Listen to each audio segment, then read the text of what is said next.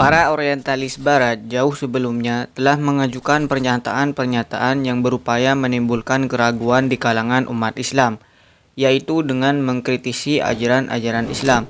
Namun, para ulama telah menjawab semua syubhat tersebut dengan sangat rasional, karena Islam adalah agama yang sempurna dan relevan sepanjang masa. Dalam Al-Quran ditegaskan berkali-kali bahwa Islam adalah agama yang benar dan sempurna. وَمَنْ يَبْتَغِي غَيْرَ الْإِسْلَامِ دِينًا فَلَنْ يُقْبَلَ مِنْهُ.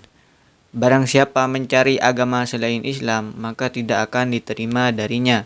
Di era modern ini, banyak bermunculan pengikut faham-faham orientalis barat, walaupun mereka tidak terang-terangan sebagai pengikut orientalis. Syekh Ramadan Al-Buti menyebut mereka sebagai ekor-ekor orientalis. Mereka mengadopsi pemikiran orientalis dan menyajikannya kembali kepada publik. Padahal syubhat-syubhat semacam ini sudah basi, telah dijawab oleh para ulama berabad-abad yang lalu. Pada video kali ini, saya akan menjawab salah satu syubhat mereka. Mereka menuduh bahwa agama Islam tidak rasional dan ajaran-ajarannya tidak masuk akal. Benarkah ajaran Islam bertentangan dengan akal?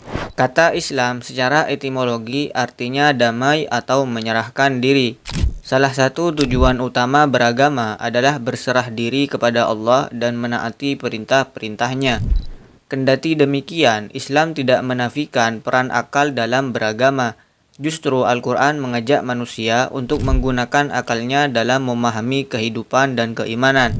Ayat-ayat seperti afala ta'qilun, apakah kamu tidak berpikir, afala tatafakkarun, apakah kamu tidak merenung, dan ayat-ayat lainnya menekankan pentingnya berpikir dan merenung.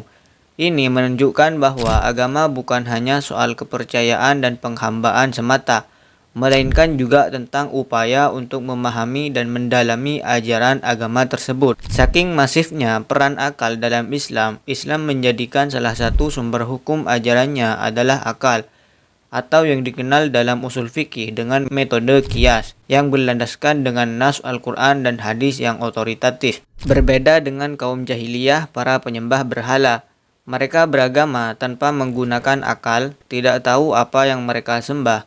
Mereka pasrah dengan hanya mengikuti tradisi nenek moyangnya, yang juga tersesat dengan kebodohan dan kebingungan. Allah berfirman, وَإِذَا قِيلَ لَهُمُ اتَّبِعُوا مَا أَنزَلَ اللَّهُ قَالُوا بَلْ نَتَّبِعُ مَا أَلْفَيْنَا عَلَيْهِ آبَاءَنَا أَوَلَوْ كَانَ آبَاؤُهُمْ لَا يَعْقِلُونَ شَيْئًا وَلَا يَهْتَدُونَ. Dan apabila dikatakan kepada mereka, ikutilah apa yang telah diturunkan Allah, mereka menjawab, tidak, kami hanya mengikuti apa yang kami dapati dari nenek moyang kami. Apakah mereka akan mengikuti sekalipun nenek moyang mereka itu tidak mengerti apa-apa dan tidak mendapati petunjuk?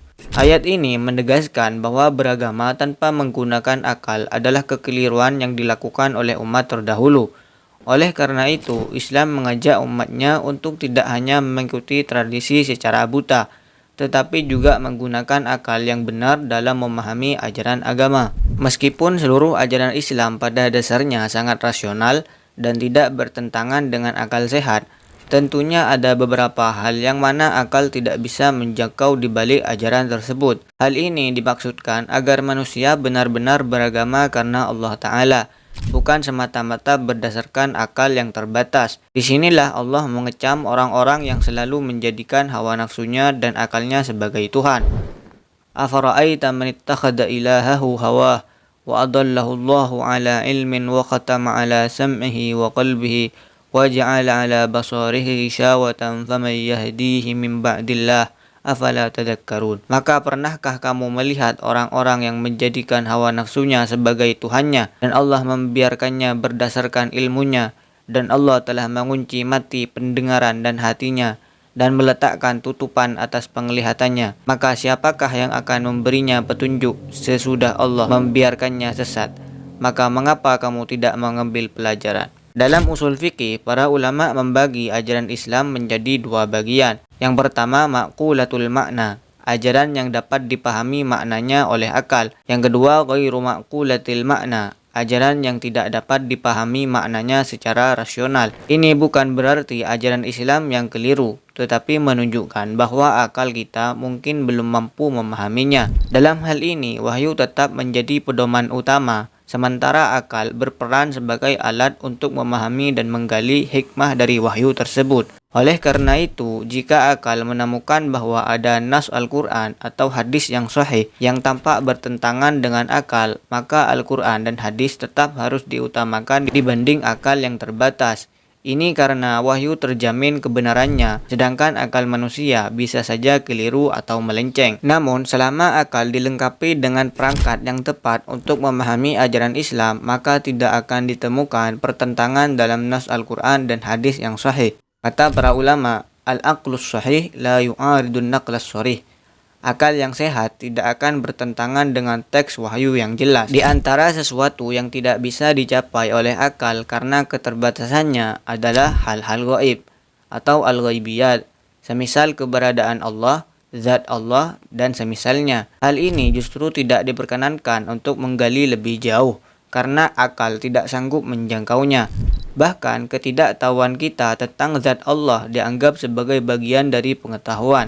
Sebagaimana diungkapkan oleh para ulama, al-ajazu anil idrak. Ketidakmampuan memahami adalah bentuk pemahaman. Kesimpulannya, Islam tidak menafikan keterlibatan akal dalam beragama sebagaimana yang dituduhkan oleh kaum orientalis dan pemikir-pemikir liberal.